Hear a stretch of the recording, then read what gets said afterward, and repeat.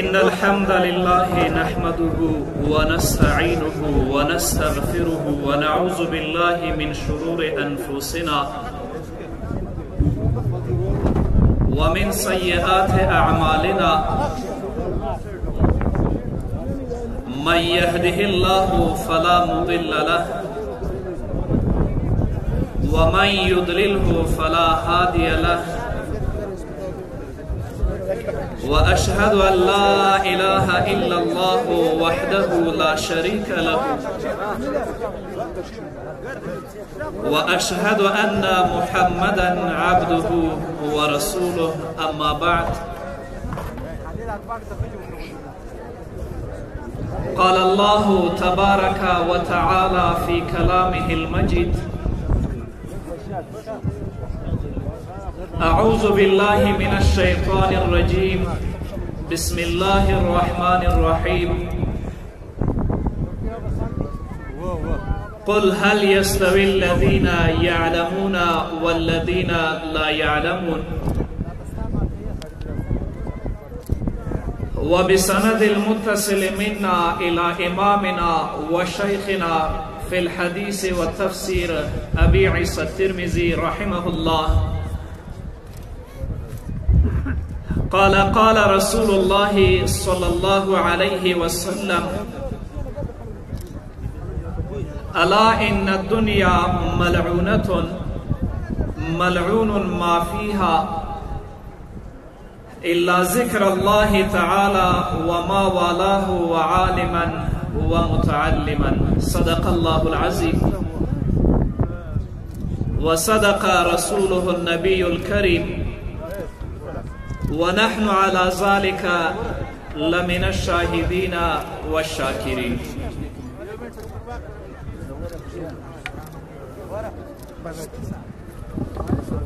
خوشحاله یم او ویاړم چې د نورو استادانو او مشایخو ترڅنګ په داسې یوه عظیم الشانه جلسه او منور محفل کې ګډون کوم. خپل ګډون د نورو استادانو ترڅنګ په داسې یوه عظیم الشانه جلسه او منور مجلس کې خپل ځان لپاره د سعادت او د نیکبختي لویه ذریعه ګڼم. هر عالم، هر طالب او هر عامي ورور چې په دې مجلس کې ګډون کړی، یا الله ته ټول نیکبخته وګرځوه. درنو حاضرین، مدارس او مساجد دا د اسلام مضبوط او مستحکم قلاګانې دي.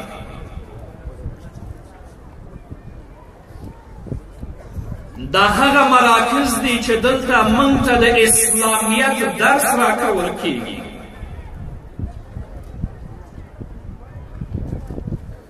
مدارس او مساجد هغه مراکز دي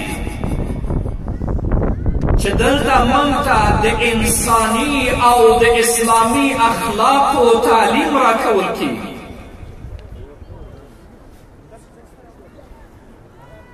دا د اسلام هغه ستر منارونه دي چې د توحید آوازونه د همدغو منارونو نه ازانګي کوي. شرک، بدعات، خرافات او فاسد رواجونه له خاورو سره خاورې کوي. نو څرګنده ده چې کله مسجد او مدرسه د اسلام مضبوطه کلا ده،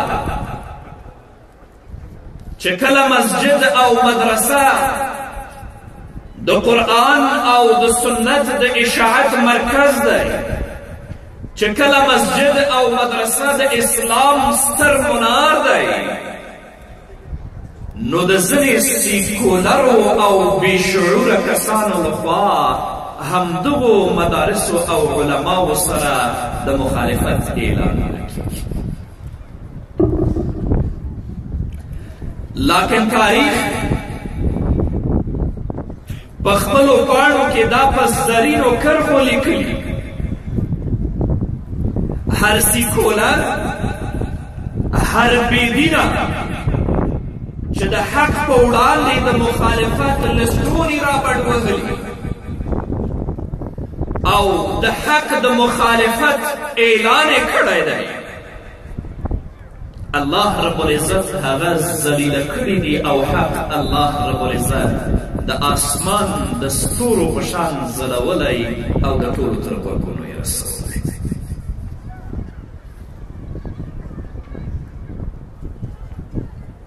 لکه چې الله رب العزت په خپل کلام کې فرمایي یریدون لیطفئوا نور الله بافواههم والله متم نوره ولو كره الكافرون.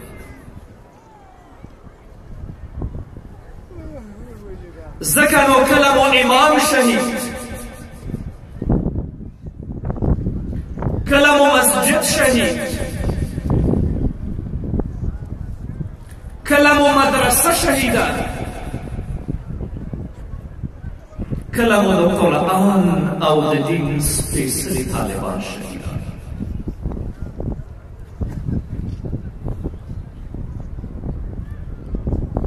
یو څه ما ځان سره لیکلي د ډېر درده مې لیکلي درته یې وایم.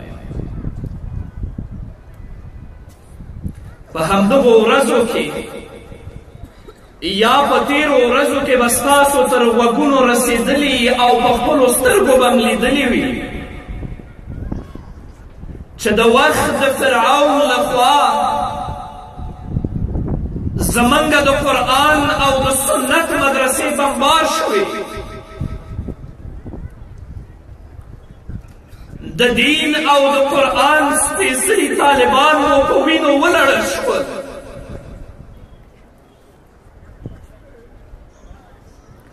امام او مقتدیان مو په مساجدو کې د وخت د فرعون لخوا شهیدان شول. واړه بچیان او واړه ماشومان مو په کورونو کې د خوب لخوا د وخت د فرعون لخوا په وینو باندې ولړل شول.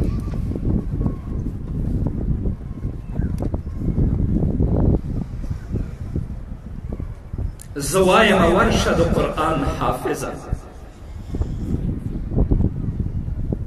پخپله معصومه لهجه خپل رب ته شکایت وکړه.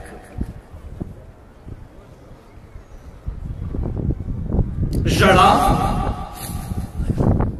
او اوښکو ته د اړتیا او حاجت نشته.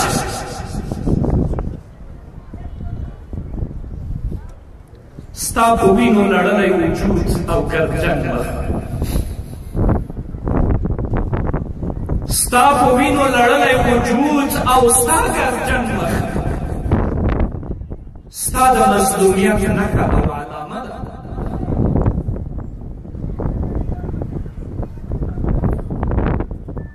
د دین نازولي طالبان، د قرآن نازولي حافظه، من خپل رب ته مخ نه لرو، من خپل رب ته ډېر شرمنده یو. پاکه شهیده خپل رب ته په ننواتې ورشه، خپل رب ته د خپل مظلوم ولس د مظلومیت عذر وکړه، خپل رب ته ووایه د مظلومانو ربه زمن د وخت فرعون ډیر ناتنسه او بې رحمه دی. د موسی علیه السلام د وخت فرعون خو به له یوې مخې وژل نه کوه، ماشومان به یې وژل، خو مېرمنې او مشران به یې ژوندي پرېښودل. خو زمونږ د وخت فرعون د موسی علیه السلام د وخت د فرعون نه ډېر وحشي دی، ځکه نارینه وژني، زنانه وژني، ماشومان وژني، مدارس او جماعتونه مو را شهیدانوي، د قرآن حافظان او طالبان مو په مدرسو کې را شهیدانوي.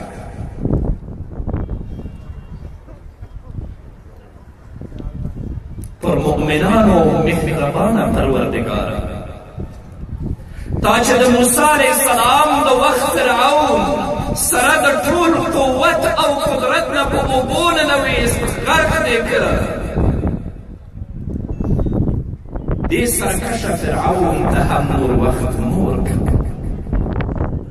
زموږ انتقام اخیستونکی ته یا الله په تا نازېږو.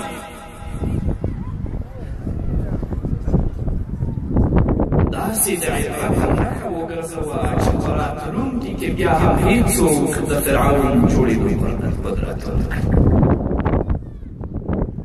او زه په ډاګه درته وایم چې د وخت همدا فرعون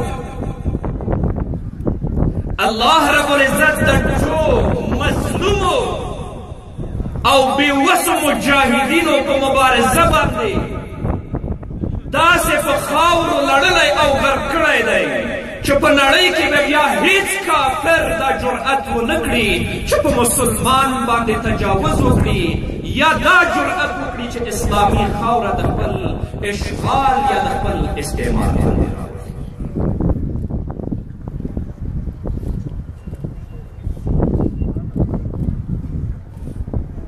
د وردک ماشومان، د سنگین ماشومان،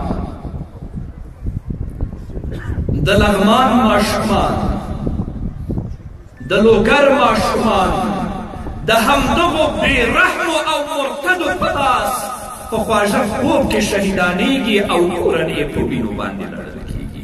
یا الله دې تباه کړي او نیست نابود یې کړي د همدغو مظلومو او معصومو افغانانو او ماشومانو انتقام. یا الله ته ترې واخلي.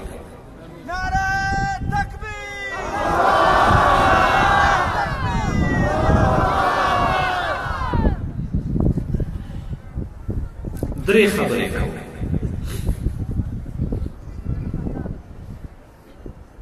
لومړنۍ خبره مې د مدارسو مشرانو او د مدارسو مهتممینو ته ده. دویمه خبره مې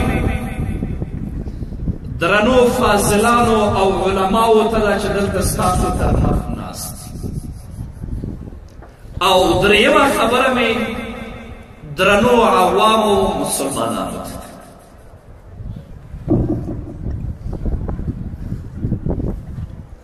لومړنۍ خبره مې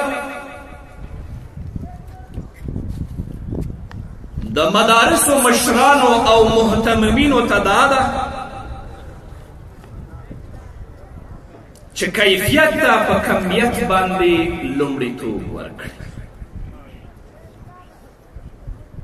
کیفیت ته په کمیت باندې لومړیتوب ورکړي، ځکه په اسلامي شریعت کې له مهمو لومړیتوبونو څخه کیفیت او نوعیت ته په کمیت او حجم باندې ترجیح ورکول.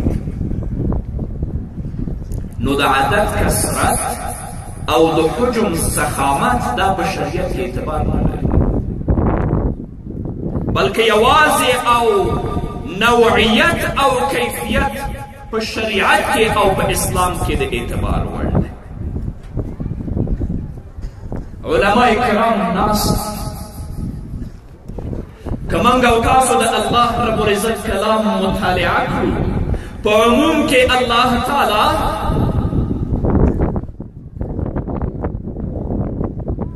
د هغه کثرت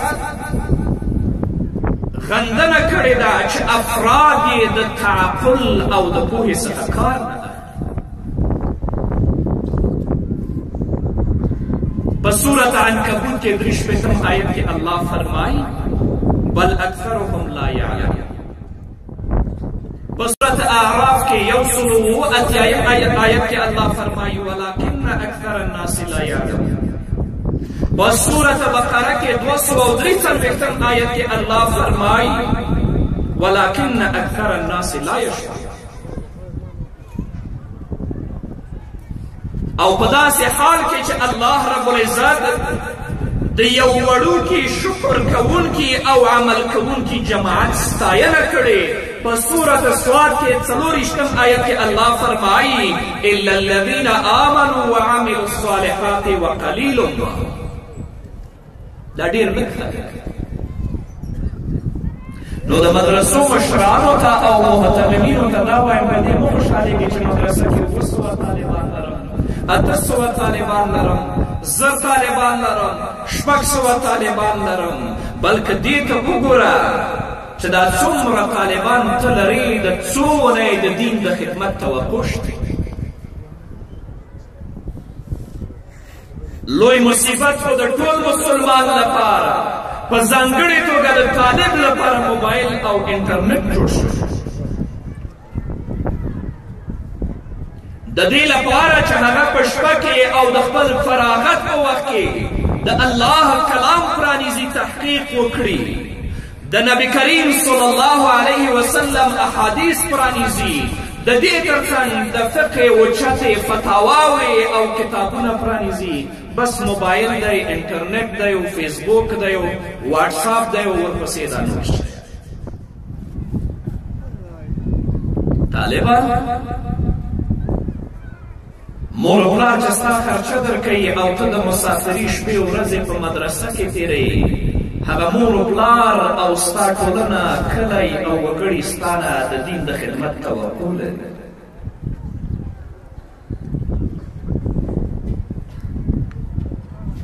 هغه زمونږ عوام ورونه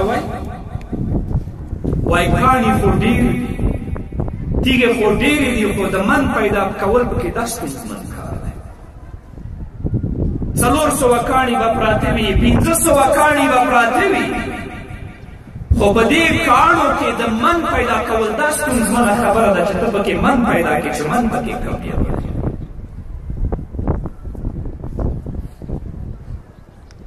نو مدرسه کې به 600 طالبان وي، 500 طالبان وي، خو په دې باندې سوچ پکار دی او فکر پکار دی چې په دېو کې د دین د خدمت د توقع د کومه نه کېدی شي او کوم یو یې کولی شي. په یو روایت کې راځي چې امیر المؤمنین سیدنا عمر فاروق رضی الله تعالی عنه په یو سرای کې خپلو ملګرو سره ناست، نو خپلو ملګرو ته یې وویلې چې هر یو خپلې هیلې او خپلې آرزوګانې بیان کړئ چې څه هیلې لرئ په خپل ژوند. یو صحابي پاڅېد او ویې ویلې ای امیر المؤمنین، زما لویه هیله او ستره هیله دا ده چې د دې سرای په اندازه باندې سپین زر ولرم او د الله په لار کې خیرات کړم. بل پورته شو ویې ویلې امیر المؤمنین، زما ستره هیله او آرزو دا ده چې د دې سرای په اندازه باندې سره زر یعنې سونا ولرم او د الله په لار کې نفقه کړم. خو امیر المؤمنین خپله هیله او آرزو بل ډول بیان. هغه وایي چې زه هیله لرم چې د دې کور د ظرفیت په اندازه سړي ولرم لکه ابو عبیده بن جراح، لکه معاذ ابن جبل، لکه ابو حذیفه رضی الله عنهم، او بیا یې د الله رب العزت په لار کې جهاد لپاره ولیږه.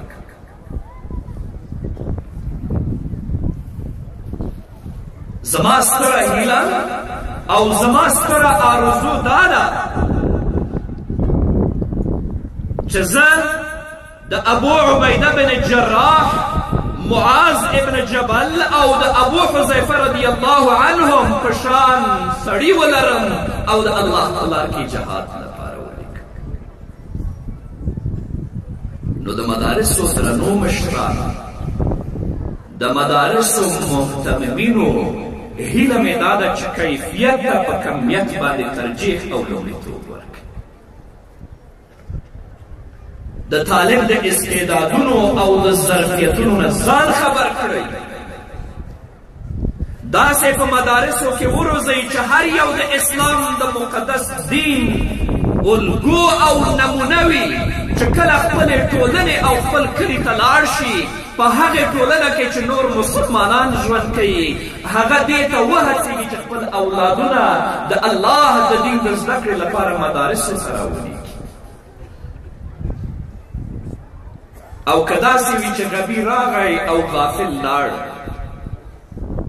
نو بیا داسې طالب او داسې فاضل د عالمانو په جامه کې تور داغ دی. الله دې زموږ طالبان داسې نه کړي.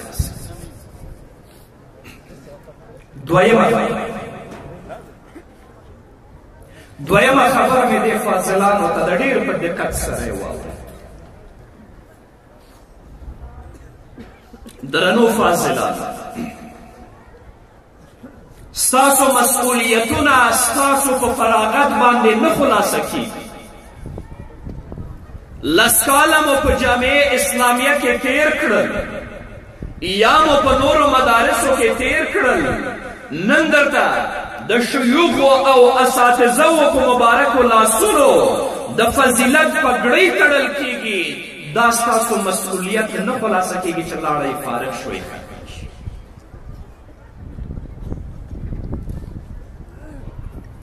بلکې ستاسو د فراغت وروسته ستاسو د مسئولیتونو لړۍ شروع شو.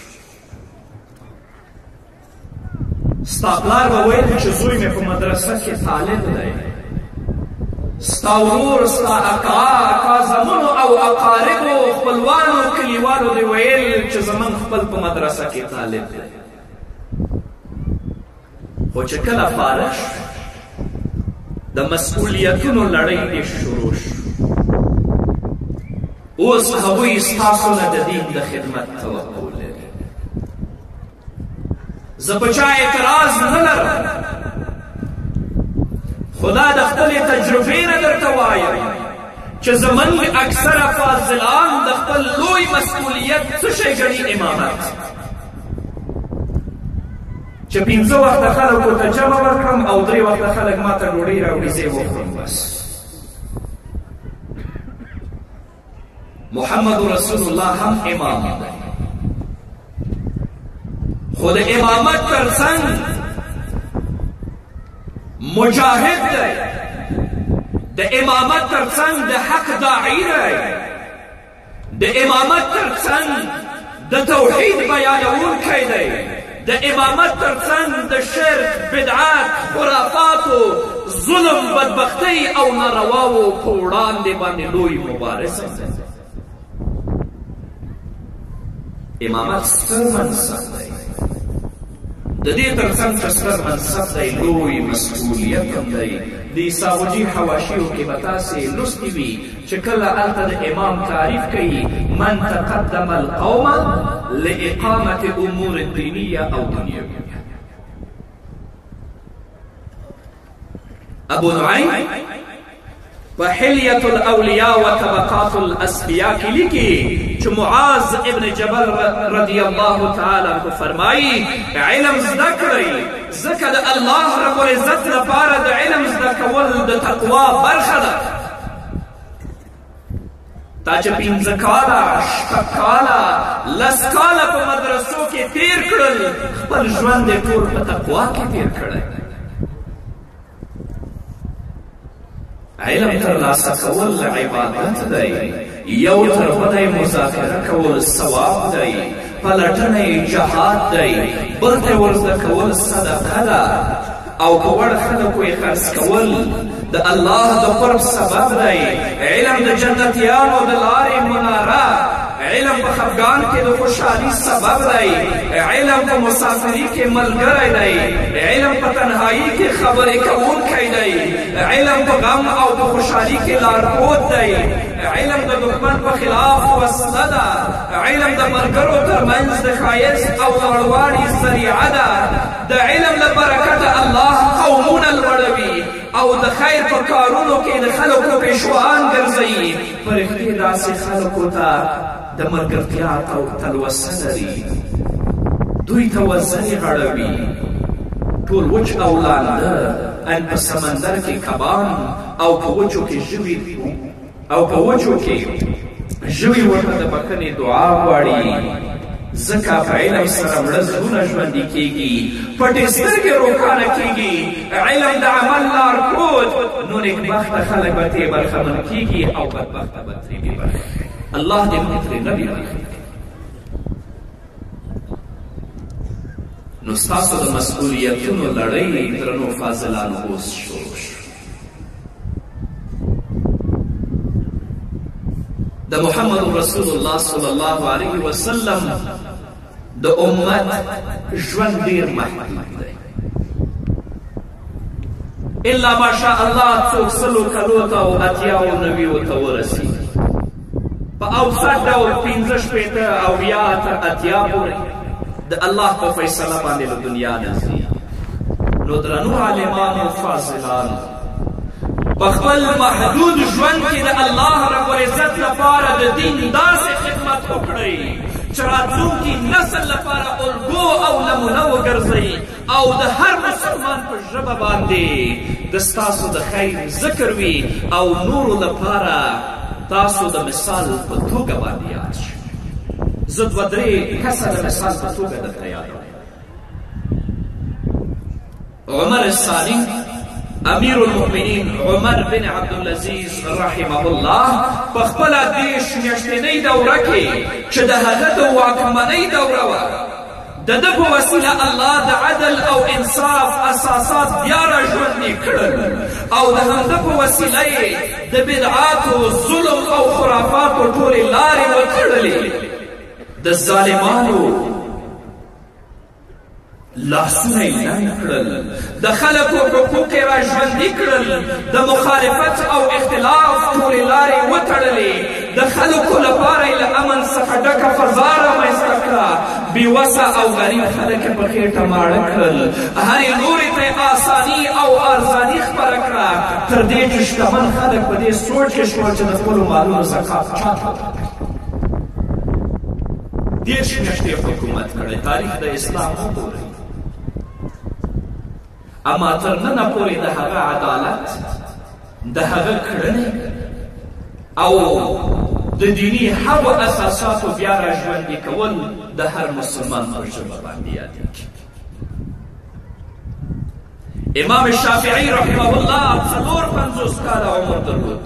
علما کرام ناست په 204 هجري قمري کې وفات شو، خو د امت لپاره یوه ستره علمي او فکري پانګه په میراث کې پرېښوده چې تر ننه پورې د مذهب امام پېژندل کېږي او د هغه د اقوالو په بیانولو باندې او د هغه په فقاهت او په پوهې باندې هر مسلمان ویاړي.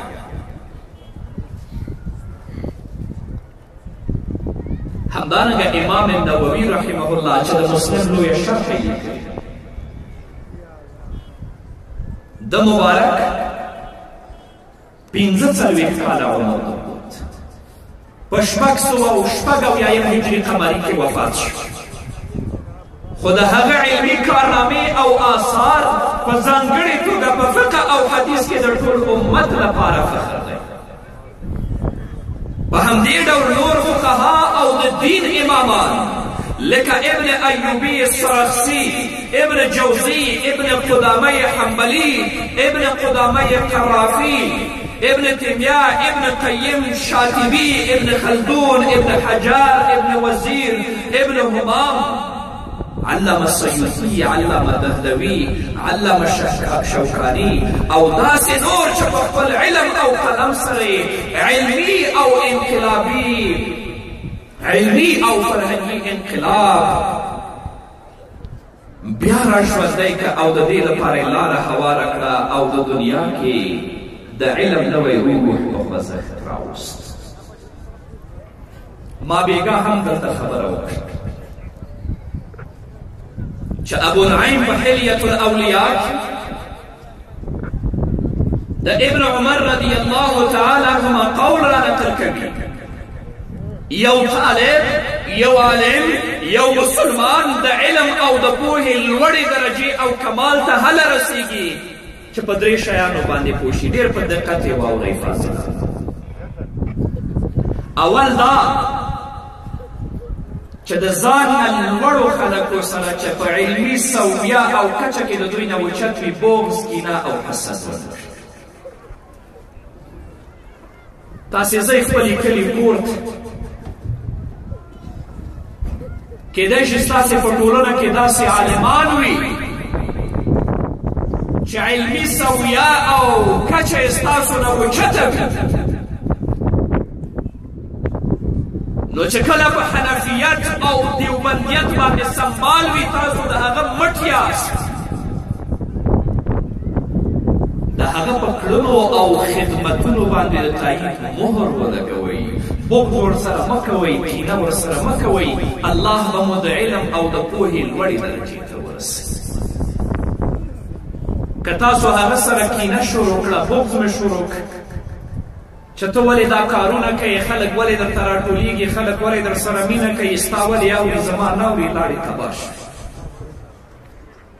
لکه چې ډېرې څېرې همداسې موږ تباه او منفورې ولیدلې. دویم هغه وایي یو عالم د علم او د کمال لوړې درجې ته هله رسېږي چې په ټولنه کې د ځان نه ښکته خلکو ته په سپکه سترګه ونه ګوري. ټولنې ته چې ځې هلته هر رقم خلک شته، ټولو ته به په درنه سترګه ګوري. د هغوی د لارښوونو او د هغوی د هدایت غم او درد به تا سره وي. دریم چې خپل علم د شتمنۍ په مقابل کې خرج کړي. نو ځینې خلک داسې دي چې د خپل طبعي مرګ څخه لا پخوا مړه شوي، خو ځینې نور بیا داسې چې د مرګ څخه وروسته هم ژوندي پاتې دي او له ځانه وروسته یې ژوندۍ کارنامې، غوره علم او نیکعمله اولاد او شاګردان پرېښي دي چې د هغوی د عمر لړۍ څو څو ځله نوره هم ورزیاتوي، لکه علامه شهید الله دې جنتونه ورکړي. هغه داسې نیکعمله اولاد او داسې شاګردان پرېښي چې د هغه د خیر ذکر په هر ځای کې په څو څو ځلې کېږي. الله دې جنتونه ورکړي، الله دې هغه دنیا ورته ښایسته کړي، لکه چې نبي کریم صلی الله علیه وسلم فرمایي باخبر چې دنیا مبعوثه ده او ملعونه ده.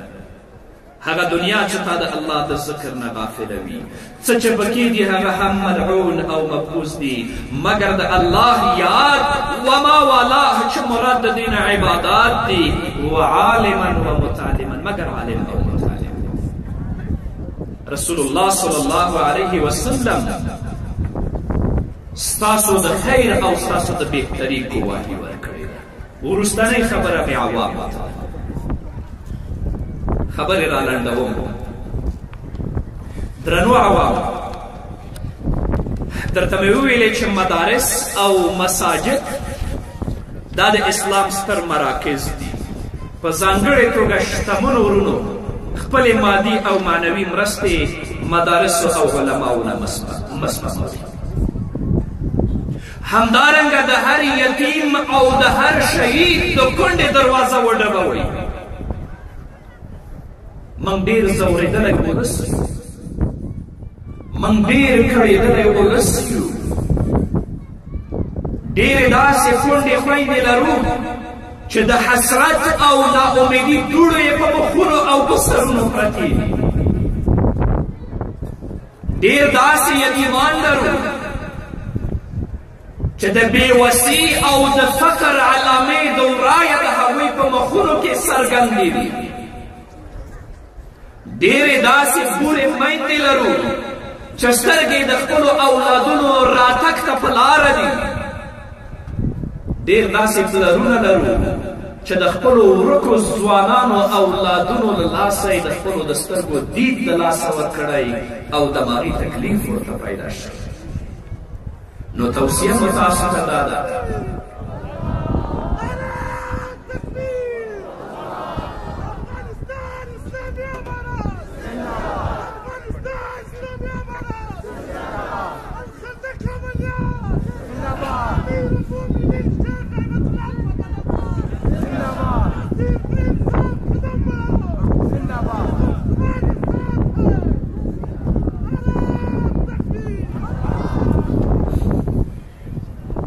نو شتمنو وروڼو عوامو وروڼو د الله لپاره د مدرسو د طالبانو د کونډو شهیدانو او د بورو پوښتنه وکړئ چې د حشر په ورځ خپل رب څخه مسؤول نه یاست. یوه پېښه درته وایم په آخر کې. د هارون رشید په زمانه کې رومیانو په مسلمانانو باندې حمله وکړه. د مسلمانانو ځینې مېرمنې عیسویانو او رومیانو په اسارت باندې بوتلې. د وخت خلیفه مسلمانان راټول کړل، مشوره یې کوله، د کومک غوښتنه یې ترې کوله. همدغه مجلس ته یوه باحجاب او باستره مېرمن راغله، په خلطه کې څه اچولي وو، په یو ګونۍ کې هغه یې دې خلیفه ته ورکړه. خلیفه چې پرانیست ګوري چې دې مېرمنې د خپلو ویښتانو دوه کوڅه یې پرې کړي دي او په دې خلطه کې اچولي دي او په یو خط کې لیکلي دي چې زه خبر شوم چې د دین دشمنانو په مسلمانانو تیری کړی، د مسلمانانو مېرمنې په اسارت بولي، تا د کومک غوښتنه کړې وه، نور څه راسره نه ول، دوه کوڅۍ د ویښتانو وې، دواړه مې پرې کړې، را مې وړې درته مې واچولې چې کیدای شي د جهاد په وخت کې د اس قیزې او قمچینې ترې جوړې کړې، بل څه نه. نن د همدغو ملحدینو لخوا، د اشغالګرو لخوا، د وخت فرعون لخوا په مسلمانانو تیری شوی، د مسلمانانو ځمکه اشغال شوې، دین ته سپکاوی شوی، کورونه یې وران شوي، مساجد یې وران شوي، مدارس یې وران شوي، سپین ږیري علما او ماشومان او زنانه یې په درانه خوبونو کې په شهادت رسېدلي دي. مسلمانه که د دوی مرستې ته ونه دانګې، د الله په حضور کې به د الله څخه جواب ډېر سخت وي، مخکورن به الله ته ولاړ. انشاء الله ذلیل دی، تاسو ته به معلوم دی چې د طالب نوم نشي اخیستلی. نن هر کافر ورته په ننواتې را روان دی. الحمدلله الحمدلله ثم الحمدلله. نو زمونږ هر که زمونږ کشر ورور دی یا مشر ورور دی دې مجلس ته راغلی، د الله لپاره قدم ایښی. زه د رسول الله د ویناو په رڼا کې دوی ته اطمینان ورکوم چې الله به مو ګناهونه درته معاف کوي، او زه د دې ځای نه درته دعا کوم چې الله مو دنیا او آخرت ښایسته کړه، الله مو شرعي حاجتونه پوره کړه، الله رب العزت مو هر قدم په تله د میزان کې درته حساب کړه. دا ناسته په الله د خپلې رضا دپاره وګرځوه. والدینو ته مو د الله درته بښنه وکړي، او که ژوندي یې الله دې په عمرونو کې ورته برکت واچوي. علم ستر اعزاز دی. الله وایي قل هل یستوي الذین یعلمون والذین لا یعلمون. الله وایي چې عالم او جاهل سره برابر نه دی. نو زمونږ ګواهي هم همدا ده، الله مو بچیان د دین او د اسلام خادمان وګرځوه. خبرې ډېرې دي خو موسم ته چې ګورم وخت اجازه نه راکوي، خپلې خبرې همدلته ختموم. چا چې موږ د دعا غوښتنه کړې، الله دې د دنیا او د آخرت مشکلات ورته اسانه کړي. او په پای کې یوه خبره لرم چې زمونږ ډېرې خویندې هم راغلي دې جلسه کې ګډون کړی چې مخصوص ځای ورته ټاکل شوی. الله دې هر یوې ته بښنه وکړي، الله دې اولادونه ورته صالح او نیک عمله لوی کړي، او الله دې دنیا او آخرت ورته ښایسته کړي. د دنیا او د آخرت مشکلات دې الله ورته اسانه کړي. اقول قولي هذا استغفر الله لي ولكم ولسائر المسلمين.